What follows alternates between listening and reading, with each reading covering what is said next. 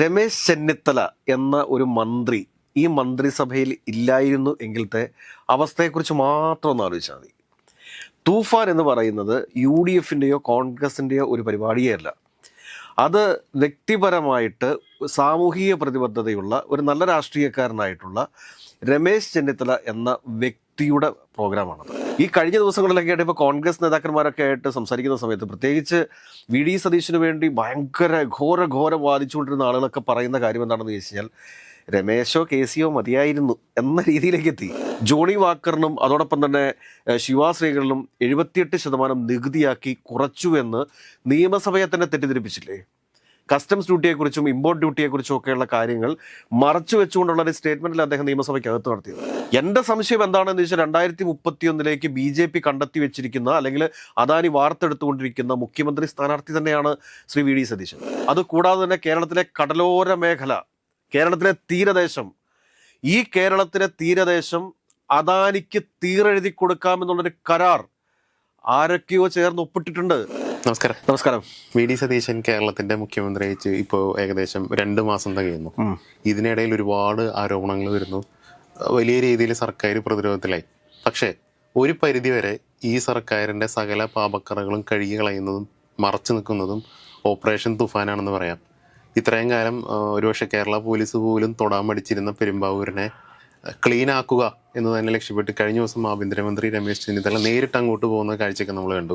അതും കോരിച്ചു വരുന്ന മഴയത്തൊക്കെ അദ്ദേഹത്തിന്റെ നിലപാടുകളിലെ ആ കരുത്തും പറയുന്ന കാര്യങ്ങളിൽ, അതായത് താൻ ഇതൊരു തീരുമാനമായിട്ട് എടുത്തതാണ്, ഇനി ഇതിലേക്ക് എന്തൊക്കെ സംഭവിച്ചാലും പിന്നോട്ട് പോകില്ല എന്നുള്ള ഒരു നിശ്ചയദാർഢ്യമെല്ലാം ഓരോ സംസാരങ്ങളിലും നമുക്ക് കാണാം. അപ്പം അങ്ങനെ നോക്കുകയാണെങ്കിൽ ഒരു പക്ഷെ നമുക്കറിയാം ചെന്നിത്തല അവസാന നിമിഷം വരെ കേരള മുഖ്യമന്ത്രി കാൻഡിഡേറ്റ് ആവാനുള്ള ഓട്ടത്തിൽ റേസിൽ തൊട്ടു പിന്നിൽ വരെ ഉണ്ടായിരുന്ന ആളാണ്.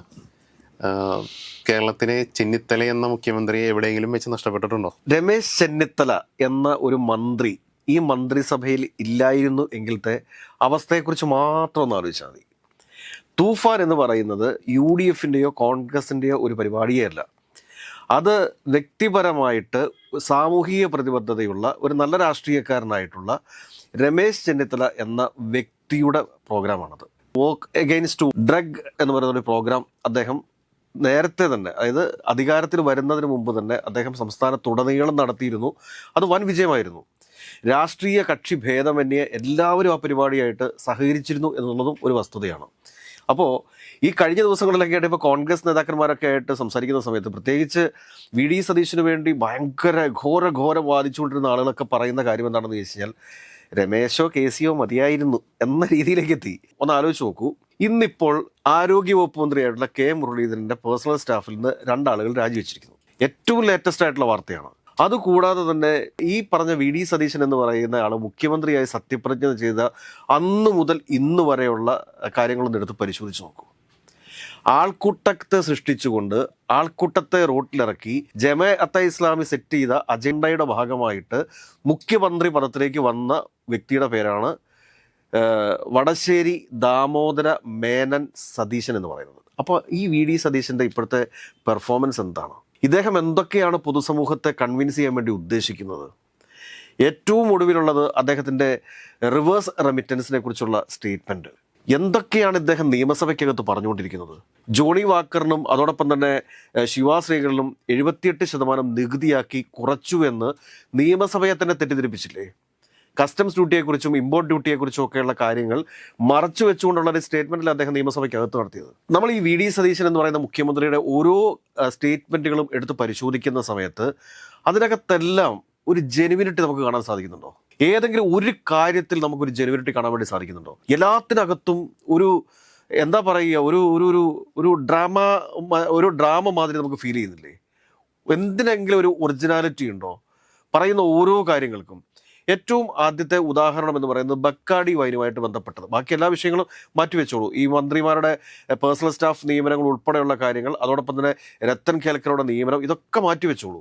ഞാൻ ചോദിക്കുന്ന ഒരു കാര്യം എന്താണെന്ന് ചോദിച്ചു കഴിഞ്ഞാൽ ഇദ്ദേഹത്തിൻ്റെ ബക്കാഡി വിഷയത്തിൽ ഇദ്ദേഹം എടുത്തിരിക്കുന്ന നിലപാട് ശരിയാണോ?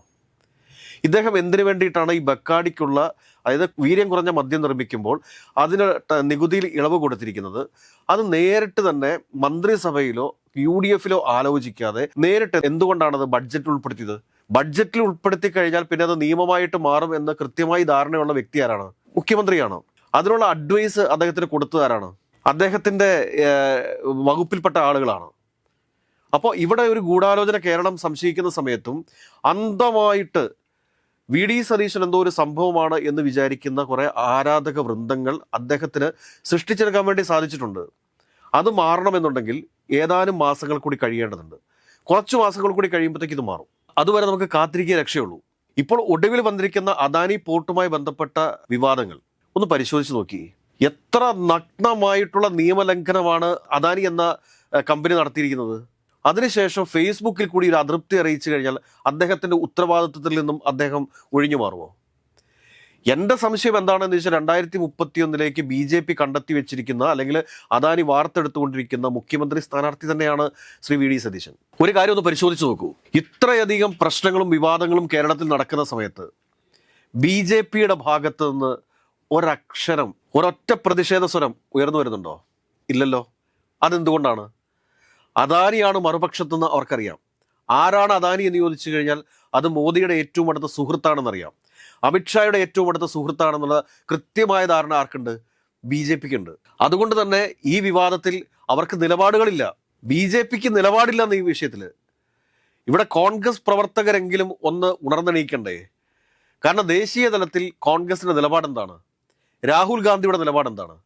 അദാനിയുമായിട്ട് യാതൊരുവിധ സൗഹൃദവും കോൺഗ്രസ് ഭരിക്കുന്ന സംസ്ഥാനങ്ങളിൽ വേണ്ട, യാതൊരുവിധ ബിസിനസ് ഇടപാടുകളും ഈ പറഞ്ഞ അദാനി കമ്പനിയുമായിട്ട് വേണ്ട എന്ന് കോൺഗ്രസ് ദേശീയ തലത്തിലെടുത്തിരിക്കുന്ന ഒരു നയത്തിന്റെ, ആ നയത്തിൽ നിന്നുള്ളൊരു വ്യതിചലനം കൂടിയല്ല ഇപ്പൊ കേരളത്തിൽ നടന്നുകൊണ്ടിരിക്കുന്നത്.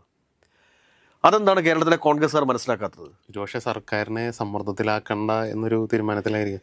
സമ്മർദ്ദത്തിന് ഇത് സംസ്ഥാനത്തെ മുഴുവൻ ബാധിക്കുന്ന ഒരു വിഷയമല്ല ഇത്.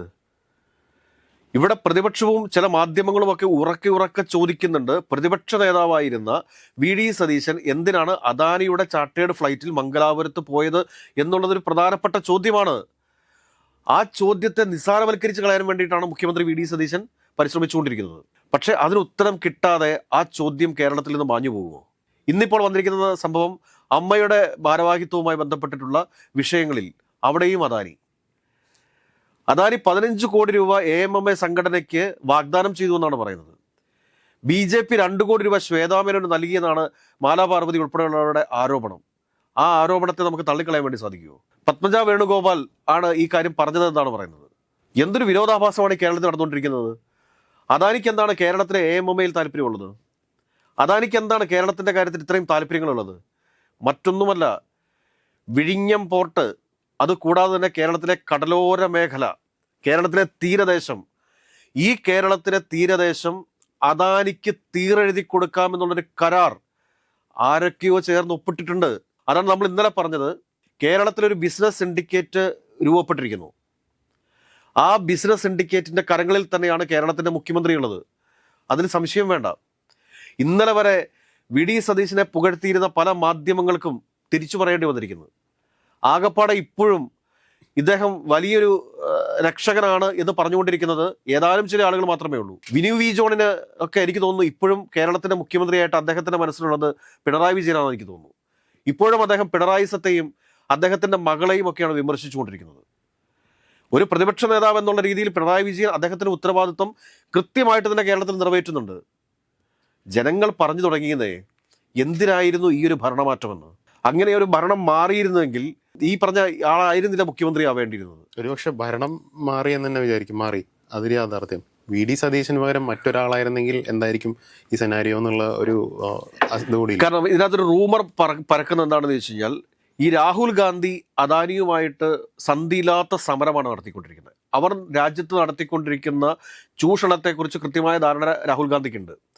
എന്നാൽ അദ്ദേഹത്തിന്റെ അളിയൻ പ്രിയങ്ക ഗാന്ധിയുടെ ഭർത്താവ് റോബർട്ട് വദ്രയെ സംബന്ധിച്ചിട്ട് കേന്ദ്ര സർക്കാരിന്റെ തണൽ അദ്ദേഹത്തിന് ആവശ്യമുണ്ട്.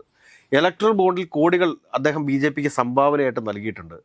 ED എൻക്വയറി എപ്പോഴും അദ്ദേഹത്തിന്റെ പുറകെയുണ്ട്. അപ്പോൾ അദ്ദേഹത്തിന് ഒരിക്കലും BJPയെ പിണക്കാൻ വേണ്ടിയിട്ട് സാധിക്കത്തില്ല. അപ്പോൾ അദ്ദേഹത്തിൻ്റെ മധ്യസ്ഥതയിൽ കിട്ടിയിരിക്കുന്ന ഒരു മുഖ്യമന്ത്രി സ്ഥാനമാണ് ഇദ്ദേഹത്തിൻ്റെത് എന്നുള്ളത് കോൺഗ്രസിന്റെ പല പ്രമുഖ നേതാക്കന്മാരിൽ നമുക്ക് മനസ്സിലാക്കാൻ സാധിച്ചിട്ടുള്ള കാര്യമാണ്. ഇവിടെ രാഹുൽ ഗാന്ധിക്ക് പോലും അറിയാതെ, രാഹുൽ ഗാന്ധിയുടെ നിയന്ത്രണത്തിലല്ല കേരളത്തിലെ കാര്യങ്ങൾ എന്നാണ് നമുക്ക് മനസ്സിലാക്കാൻ സാധിച്ചിരിക്കുന്നത്. അങ്ങനെ രാഹുൽ ഗാന്ധിയുടെ നിയന്ത്രണത്തിലായിരുന്നു കേരളത്തിലെ കാര്യങ്ങൾ എന്നുണ്ടായിരുന്നുവെങ്കിൽ KC വേണുഗോപാലല്ലേ കേരളത്തിന്റെ മുഖ്യമന്ത്രിയാവേണ്ടിയിരുന്നത്? ഏറ്റവും കൂടുതൽ ആളുകൾ പറഞ്ഞ പേര് KC ആയിരുന്നില്ലേ? അത് കൂടാതെ തന്നെ KC മാറുന്നൊരു സാഹചര്യം ഉണ്ടായിരുന്നെങ്കിൽ, സീനിയോറിറ്റി പരിഗണിക്കുകയാണെങ്കിൽ രമേശ് ചെന്നിത്തല ആയിരുന്നില്ലേ കേരളത്തിന്റെ മുഖ്യമന്ത്രിയാവേണ്ടിയിരുന്നത്? ഇപ്പൊ ആളുകളെല്ലാം പറഞ്ഞുകൊണ്ടിരിക്കുന്നതല്ലേ, ഈ തുഫാൻ എന്ന് പറയുന്ന ഒരു പ്രോഗ്രാം ഉണ്ടാവാതിരുന്നിരുന്നുവെങ്കിൽ കേരളത്തിന്റെ ഈ ഭരണത്തെക്കുറിച്ച് ജനങ്ങൾക്കുള്ള അഭിപ്രായം എന്താകുമായിരുന്നു? രമേശ് ചെന്നിത്തല സ്വന്തമായിട്ട് ഡിസൈൻ ചെയ്ത് സ്വന്തമായിട്ട് ഇംപ്ലിമെന്റ് ചെയ്തിരിക്കുന്ന ഒരു പ്രോഗ്രാമാണ് ഈ തുഫാൻ എന്ന് പറയുന്നത്. അത് കൃത്യമായിട്ട് കേരളം ഏറ്റെടുത്തിരിക്കുന്നു. അവിടെ രാഷ്ട്രീയമോ കക്ഷിയോ ഒന്നുമില്ല, മതമോ ജാതിയോ ഒന്നുമില്ല. എല്ലാവരും ഒറ്റക്കെട്ടായിട്ട് തന്നെ അതിശക്തമായിട്ട് തന്നെ ഈ പറഞ്ഞ തുഫാനെ പിന്തുണച്ചുകൊണ്ടിരിക്കുകയാണ്. അപ്പോൾ നമ്മളിവിടെ മനസ്സിലാക്കേണ്ട കാര്യം എന്താണെന്ന് ചോദിച്ചു കഴിഞ്ഞാൽ, നമ്മളെ തെറ്റിദ്ധരിപ്പിച്ചുകൊണ്ട്, നമ്മുടെ ചിന്തകളെ മാനിപ്പുലേറ്റ് ചെയ്തുകൊണ്ട്, നമ്മുടെ പൊതുബോധത്തെ മാനിപ്പുലേറ്റ് ചെയ്തുകൊണ്ടുള്ള ഒരു ഭരണമാണ് ഇവിടെ നടന്നുകൊണ്ടിരിക്കുന്നത്. അതുകൊണ്ട് തന്നെ അതിശക്തമായ ജനകീയ സമരങ്ങൾ കേരളത്തിൽ ഉയർന്നു വരേണ്ടതായിട്ടുണ്ട്. ജോസഫ് സി മാത്യു സത്യം വിളിച്ചു പറഞ്ഞു തുടങ്ങി. സത്യം എത്ര നാളിങ്ങനെ മറച്ചു വയ്ക്കാൻ വേണ്ടി സാധിക്കും? ഒരു നാൾ അത് മറനീക്കി പുറത്തു വരത്തില്ലേ എന്ന് പറഞ്ഞതുപോലെ കേരളത്തെ വിൽക്കാനുള്ള ശ്രമത്തെ അതിശക്തമായിട്ട് ചെറുക്കേണ്ടതുണ്ട്. മറ്റൊരു ഈസ്റ്റ് ഇന്ത്യ കമ്പനി ആയിട്ട് അദാനി കേരളത്തിൽ മാറാൻ പാടില്ല. ഗവൺമെന്റുകളെ തീരുമാനിക്കുന്ന നിലയിലേക്ക് അദാനി വളർന്നു എന്ന് പറയുമ്പോഴത്തേക്കും ആലോചിച്ച് നോക്കിക്കേ. കേരളത്തിലെ ആളുകൾക്ക് ഇത്രയും വിവരമുണ്ടോ, വിദ്യാഭ്യാസമുണ്ടോ എന്ന് പറയുന്നു. പക്ഷെ എന്നിട്ടും ഒരു കേരളത്തിലെ ജനങ്ങളുടെ മനസ്സിനെ മാനിപ്പുലേറ്റ് ചെയ്യാനായിട്ട്, അവരുടെ രാഷ്ട്രീയ ആശയങ്ങളെ മാനിപ്പുലേറ്റ് ചെയ്യാനായിട്ട് ആർക്ക് സാധിച്ചു? അവരുടെ പൊതുബോധത്തെ മാനിപ്പുലേറ്റ് ചെയ്യാൻ ആർക്ക് സാധിച്ചു? അദാനിക്ക് സാധിച്ചില്ലേ? കാരണം കുറെ കൃസംഗികളും BJPക്കാരുമാണ് ഇന്ന് VD സതീശന്റെ ഏറ്റവും വലിയ ആരാധകർ എന്ന് പറയുന്നത്. ജമാഅത്തെ ഇസ്ലാമിയൊക്കെ വിട്ടു, മുസ്ലിം ലീഗിന് വിഹിതം കിട്ടിയെന്നാണ് പറയുന്നത്. മംഗലാപുരത്ത് പോകുന്നതിന് മുമ്പായിട്ട് തന്നെ ഈ പറഞ്ഞ PK കുഞ്ഞാലിക്കുട്ടി സാഹിബുമായിട്ട് എല്ലാവിധ ധാരണയിലും എത്തിയതിനു ശേഷമാണ് ഇദ്ദേഹം മംഗലാപുരം പോകുന്നത് എന്നാണ് പറയുന്നത്. കാരണം ഒരുപാട് കാര്യങ്ങൾ ഇനിയും പുറത്തേക്ക് വരാനുണ്ട്. കേരളത്തിലെ ജനങ്ങൾ ഒന്നടങ്കം പറയുകയാണ്, ഇദ്ദേഹം വേണ്ടായിരുന്നു, രമേശ് ചെന്നിത്തല തന്നെയായിരുന്നു നല്ലത് എന്ന്.